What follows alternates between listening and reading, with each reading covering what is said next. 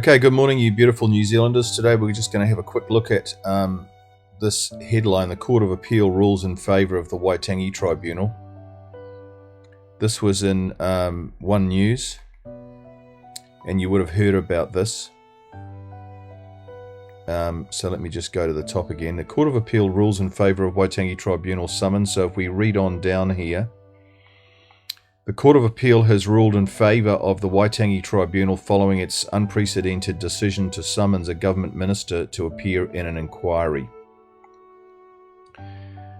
Now, what's happening here is that the Waitangi Tribunal is a Maori activist organisation or body, and it was originally set up to just look at breaches of the treaty forward from 1975, and then the act was amended in the 1980s to go back to look back to 1840, and all hell broke loose.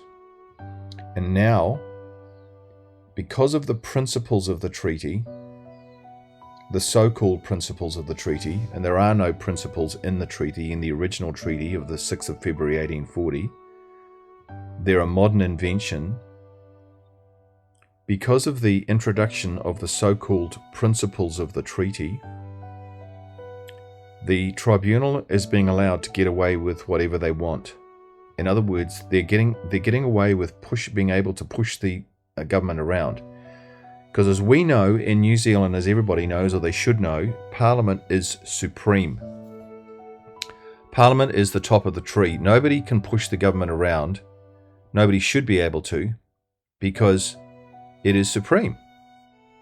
But they are pushing the government around, and the tribunal is doing this because it's full of activists, and they're being bullies.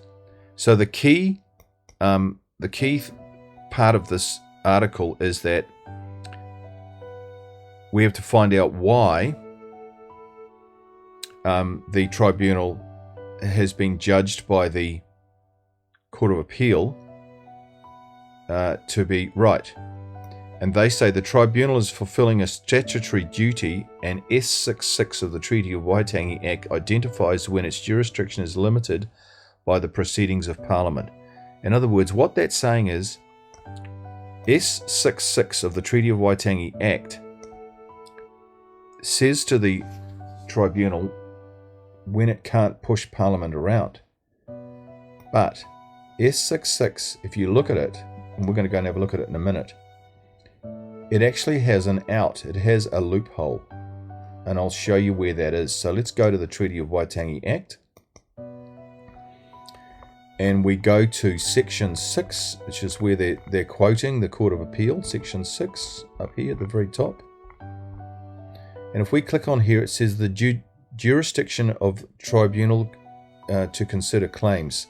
There it is, Section 6 of the Treaty of Waitangi Act, 1975. So we slip down to Section 6, and it says the jurisdiction of the tribunal to consider claims. We click on that, and it says, we go to 6.6 is the one they wanted, and it says nothing in this section can confer any jurisdiction on the tribunal in respect of any bill that has been introduced into the House of Representatives. So the first thing it says, 6.6, is that Parliament is supreme, and there's nothing that can overrule Parliament. Parliament's the boss. Parliament has the final say. But then we've got a key word, unless. And this is the key word, unless. Let me see if I can write something here.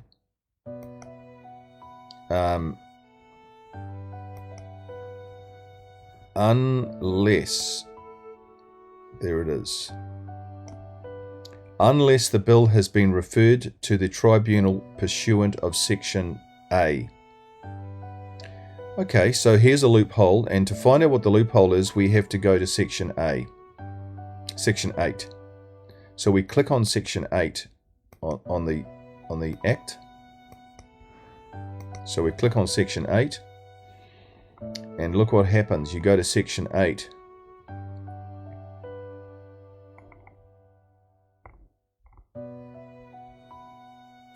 Here it is, section 8, right here, the jurisdiction of the tribunal to consider proposed legislation, which is Karen Chua's legislation. It says here, the tribunal shall examine any proposed legislation referred to in its subsection 2 and shall report whether in its opinion, so that's saying that the tribunal can look at legislation, the provisions of the proposed legislation or any of them are contrary to the, and here's the big clanger, to the principles of the treaty. Now this is how Maori are getting control of the country. They're slipping in everywhere contrary to the principles of the treaty. So if anything, any legislation, any road built, any bridge built, any beach, anything, if it is contrary to the principles of the treaty, we're going to get screwed over. Because they are the ones who exclusively can tell you what the principles of the treaty mean and what they say. That is how this ridiculous 1975 Treaty of Waitangi Act was set up, that only the members of the Waitangi Tribunal can say what the treaty means and what the principles of the treaty mean. What the treaty means and what the principles of the treaty mean. Can you believe it? This has become our laws, and it's crazy town. Honestly, it is a circus.